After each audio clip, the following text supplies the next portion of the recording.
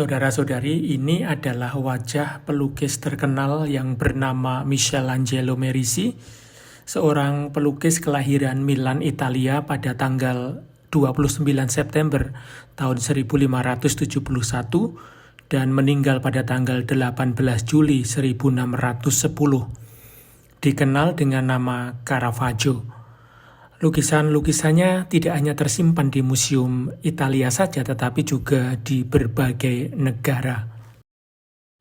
Misalnya lukisan yang berjudul Daud dan Goliat yang dilukis pada tahun 1597 sampai dengan 1598 berada di Museo del Prado, Spanyol.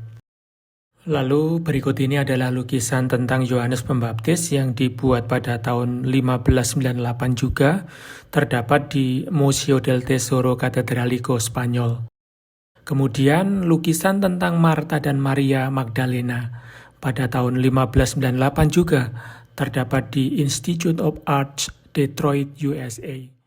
Dan akhirnya lukisan yang akan kita bahas yakni Ketidakpercayaan Thomas, dibuat pada tahun 1600 sampai 1601, kurang lebih 1 tahun, berada di Palazzo di Sanssouci, Potsdam, Jerman.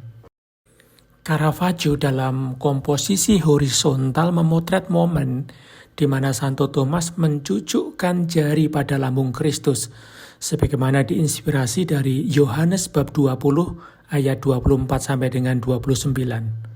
Latar belakangnya gelap, netral, dan sangat mencolok, memungkinkan kita untuk melihat 4 karakter dengan sangat jelas, terutama pada wajah Thomas yang kelihatan ketakutan dan tidak percaya.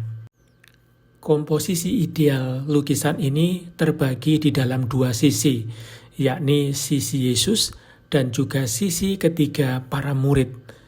Dan pelukis berhasil membuat cahaya memantul tepat di jari di mana Thomas memasukkan jarinya menembus lambung Yesus.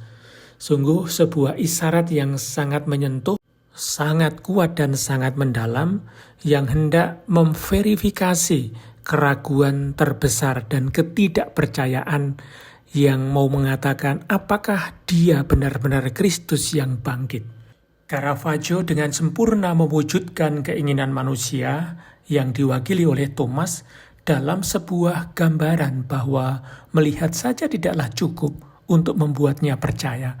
Masih dibutuhkan hal lain, yakni menyentuh tubuh Kristus dan merasakan bahwa dalam tubuh tersebut terdapat luka.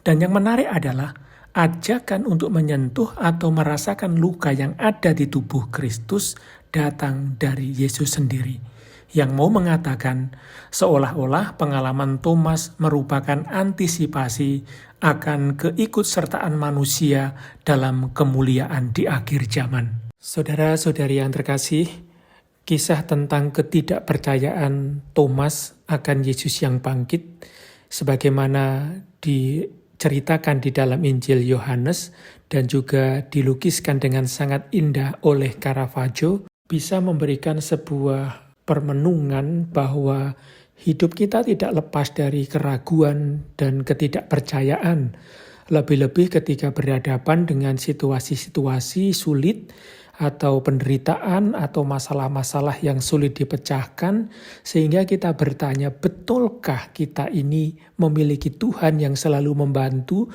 yang selalu menyertai kita dan tidak pernah meninggalkan kita.